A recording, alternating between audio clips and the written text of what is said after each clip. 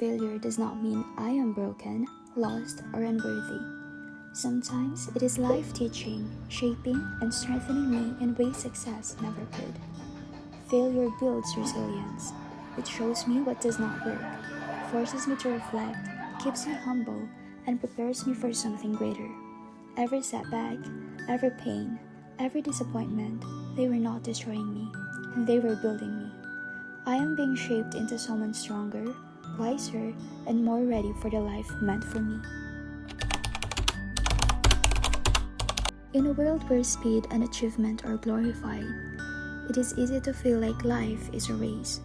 We measure success by how fast we move, how much we achieve, and how far ahead we are compared to others. But life is not about rushing, competing, or proving. Life is about growth. Every person is on a different path, learning different lessons, facing different battles. When I stopped racing and started growing, everything changed. I realized life is not about how fast I arrive, but about who I become along the way. Growth happens at my own pace. I learned to stop comparing my timeline with others and trust my journey. Failure stopped feeling like defeat and became a teacher, shaping me, strengthening me, and guiding me forward. Your waiting season is never wasted.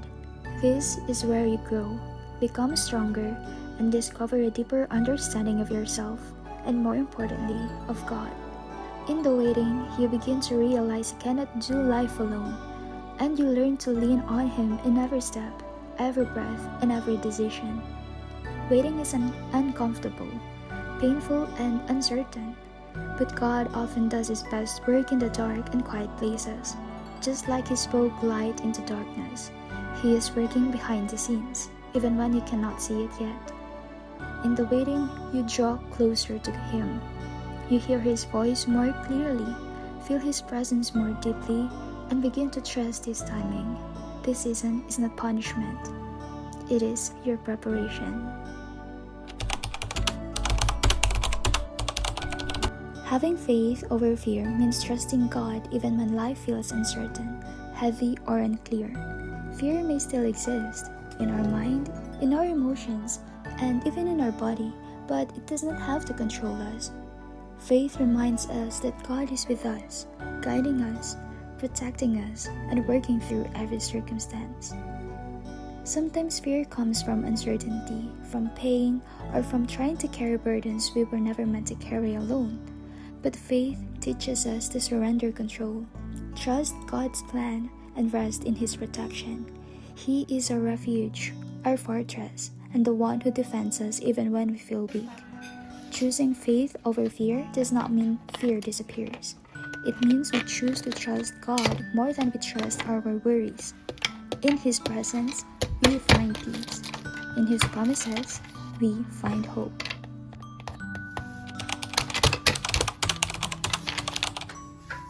Social media isn't evil. It can connect us, spark creativity, and even open doors we never imagined. But it can also be addictive, draining, and full of comparison. Endless scrolling can leave us anxious, distracted, and doubting our worth. It's a reminder that what we see is only everyone's highlight reel, not the struggles behind the scenes. Being offline doesn't mean being disconnected. I still meet friends, have deep conversations, and share laughter, but I do it without the pressure of likes, comments, or constant comparison. Real life, unfiltered and unedited, found my reality, and I discovered that life without social media isn't lonely. It's full of presence, gratitude, and the simple joys that truly matter. Comparison steals joy. Presence restores it. By tuning out the noise, I am free to live my own story, walk my own path, and appreciate my blessings every single day. Letting go is not about forgetting, ignoring, or pretending something never hurt you. It is a conscious, quiet decision to release the fear, pain, worry, and control you were never meant to carry forever. Sometimes it is very painful, sometimes it is scary, and sometimes your heart and mind will not agree. But healing begins the moment you choose peace over holding on. Letting go means accepting what you cannot change, forgiving even when no apology comes, and refusing to let past wounds control your present. It is learning to watch your thoughts without letting them define you, allowing yourself to feel, process, and gently release what weighs heavy on your heart. This is not weakness. This is strength, growth, and self-love. When you let go, you create space. Space for healing, for clarity, for peace, and for new beginnings. You stop living in yesterday and stop fearing tomorrow. The truth is, the right moment rarely exists. The perfect equipment, never truly ready. If you wait for everything to align, you'll spend your whole life in the eternal if. If I had this, I would start. If I had that, I could succeed. Excuses talk up, comfort zones grow, and years pass by. I know this because I've been there. I started my YouTube journey with nothing but my Android phone, a little courage, and a lot of fear. I pressed record, unsure if anyone would watch, unsure if I could do it right. And yet, almost 3 years later, I'm filming with an iPhone, editing on a MacBook, and still going every single day. None of it would have happened if I had waited for perfect conditions. Progress isn't measured by numbers. It's measured by the courage to begin. The world treats kindness like weakness. Selfishness is praised. Cruelty is normalized. But kindness is brave. It's a choice that costs nothing, yet can ripple farther than you see. Kindness doesn't mean being a doormat. You can set boundaries, protect yourself, and still act with generosity. One smile, one listening ear, one small gesture, it can change someone's day, their life, even if there were. Being kind takes courage, but it's worth it. If you can be anything in this world, choose to be kind. It heals, it empowers, and it creates change.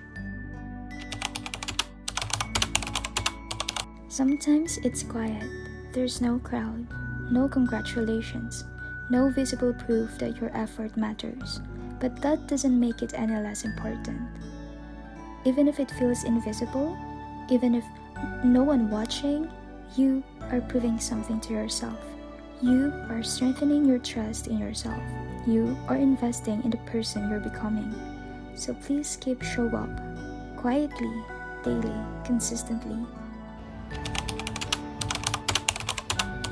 For a long time, the world taught me that success meant money, achievements, and material things. And yes, financial stability matters. It gives comfort, security, and opportunities.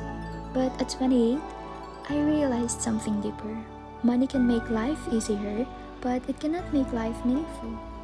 True happiness lives in people. It's in late-night conversation with friends who understand your silence. It's in laughter with family, in shared meals, in memories that cannot be bought. It's in relationships where you feel safe to be yourself, unfiltered, imperfect, real. When life gets heavy, it's not that money that holds your hand, it's people. When you feel lost, it's not success that comforts you, it's connection. When joy comes, it feels richer when shared. A strong community, friends, family, genuine relationships is one of life's greatest blessings. These are the people who remind you who you are, who support you when you fall, and who celebrate you when you rise. They give life warmth, meaning, and belonging.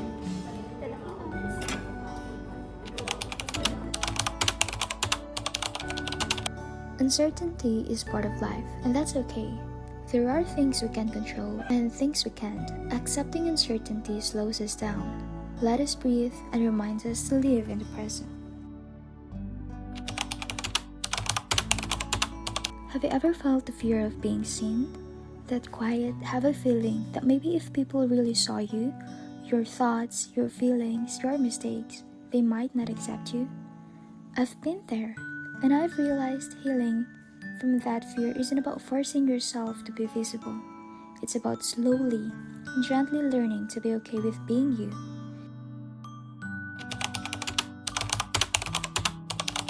Your body always knows. Long before your mind admits it, long before you understand it, your body feels everything. The stress, the pressure, the emotions you try to ignore. I learned this the hard way just recently. I was holding on to something so tightly, wanting something so badly that it consumed my thoughts. It was always in my mind, overthinking, worrying, pressuring myself. I thought I was fine. I told myself I was just being strong, just pushing through, just trying harder. I didn't realize I was slowly exhausting myself. For a week, I had an upset stomach. Persistent, uncomfortable, draining. I searched for answers, researched my symptoms, and then it became clear. It wasn't just physical, it was stress, emotional pressure, the way I kept carrying silently. Sometimes we ignore our emotions, suppress our worries, and convince ourselves to stay strong. But the body remembers, and when we don't listen to its whispers, fatigue, tension, discomfort, anxiety, it eventually speaks louder through pain, illness, or burnout. So listen to your body, care for it, respect it.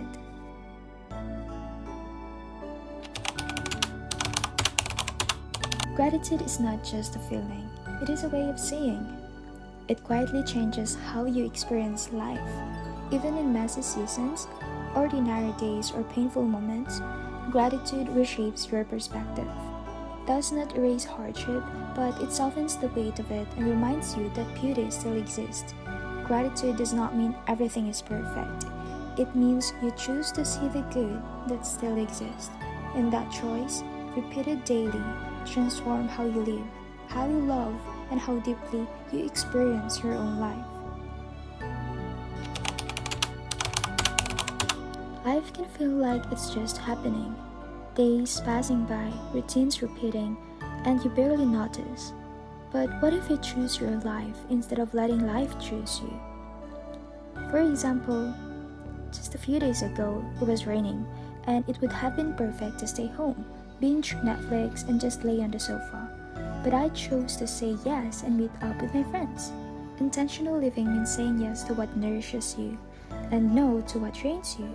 Protect your energy, protect your time, protect your peace.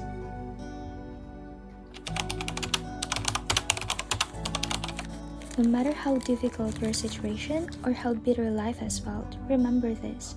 You can always hit the reset button. You may have chosen the wrong major, gotten lost in your early career, lived in a place you never imagined, or known many people without finding real friends. That's okay. You still have the chance to start over.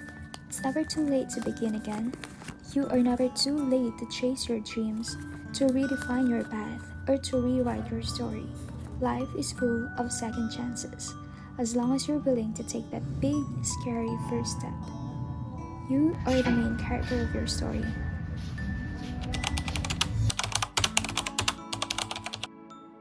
We live in a world that constantly tells us to want more things, more achievements, more approval. But I think true wealth isn't just in accumulation, it's in contentment. Contentment is being genuinely happy with what you have while still growing and striving. It's not settling or giving up on an ambition. Focusing on what we lack creates a sense of emptiness. Appreciating what we already have brings peace, joy, and gratitude. Mindfulness helps too. Being fully present lets us notice the beauty in small moments, making life richer and more meaningful. Invest in yourself. We often make commitments to others, our family, friends, jobs, and even strangers. But we sometimes forget the most important commitment, ourselves. You are the person you will spend your entire life with. Every decision, every habit, every thought, and every choice you make affects the relationship you have with yourself. Investing in yourself isn't selfish, it's essential. Your physical health matters because a strong body gives you energy to live fully and pursue your goals. Your mental health matters because a calm, clear mind allows you to think, create, and problem solve. Your emotional well-being matters because understanding and processing your emotions makes your relationship with others more meaningful and your own life more peaceful. Self-investment is the first step toward a meaningful life because you are and will always be your most enduring relationship. Sometimes we think holding on makes us strong. We grip tighter, try harder, push more, believing that if we don't give up, things will work out. But I learned something deeply personal. Sometimes holding on hurts more than letting go. When we force things that are not flowing, we become restless. Our mind stays heavy, our heart stays tense. We feel stressed, drained, and constantly pressured, always trying to control what was never ours to control in the first place. I learned how to surrender because surrendering is not giving up. Surrendering is trusting God. It is doing your part, taking the right actions, showing up, trying with sincerity, and then releasing the outcome into God's hands. No more forcing, no more obsessing, no more carrying the weight alone. When you allow yourself to create without pressure, without judgment, and without needing validation, you reconnect with your authentic self. You discover joy. You discover freedom. You discover parts of yourself you didn't know were waiting to be seen. Creativity is not just reserved for artists, designers, or professionals. It lives in all of us. It shows up in simple, beautiful ways: journaling your thoughts, cooking a meal with love, editing a video, designing something from your imagination. Creation is part of being human.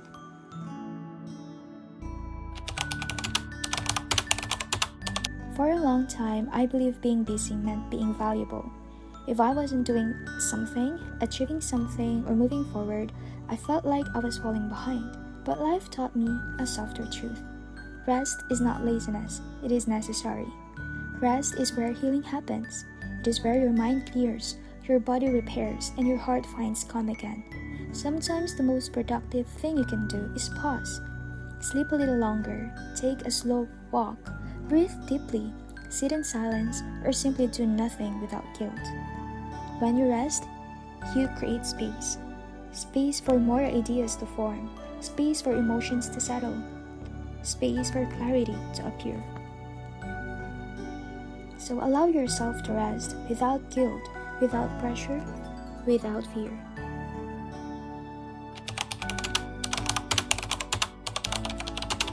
For a long time, I didn't realize how much of my life was performance. Smiling when I was tired, agreeing when I wanted to say no, shrinking, adjusting, and reshaping myself just to be accepted, liked, or understood. But slowly, I learned this truth. It is exhausting to live as someone you are not. You don't have to perform to be worthy. You don't have to become a version of yourself that is easier for others to accept. Approval is temporary, but authenticity is freedom. When you stop performing, you stop abandoning yourself.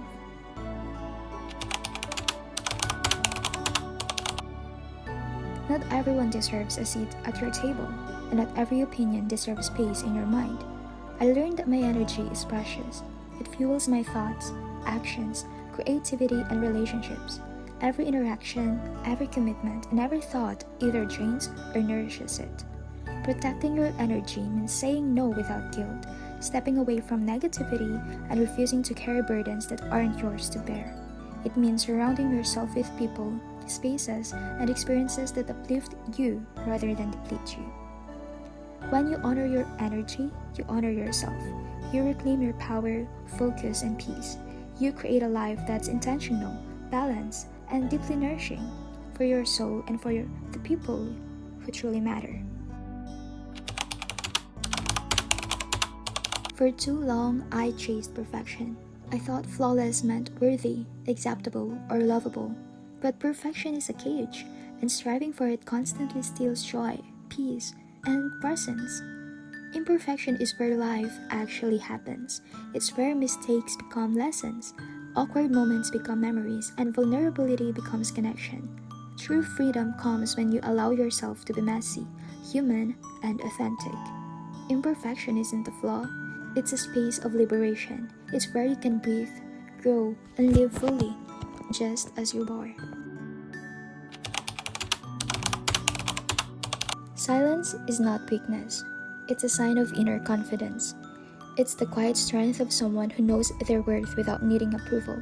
It's the patience to grow steadily, to work on yourself, and to build a life aligned with your values, all without a constant audience. Being quiet doesn't mean being invisible.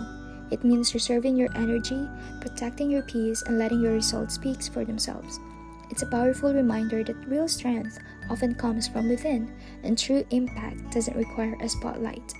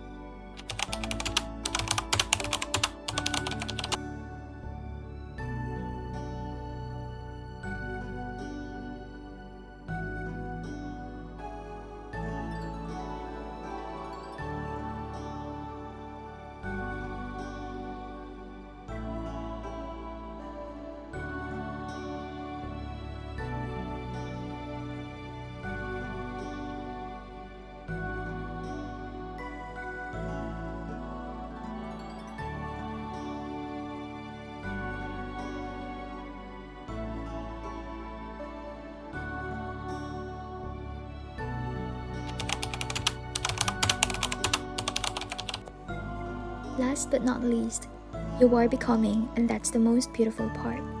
At 28, I realized life isn't about arriving at a final destination, it's about becoming. Every lesson, every failure, every pause, every brave step forward isn't a detour, it's part of the path itself. You are not finished, you are alive, evolving, and slowly unfolding into the person this world needs. And that is a gift that keeps giving. You are not a puzzle to be solved or a destination to be reached. You are a landscape, vast, evolving, and unique, and the beauty of becoming lies in the continuous, conscious, courageous unfolding. It's not a straight line. It's loops, circles, detours, and pauses, but each movement is part of your story. Your life is not a destination. It is a masterpiece in progress.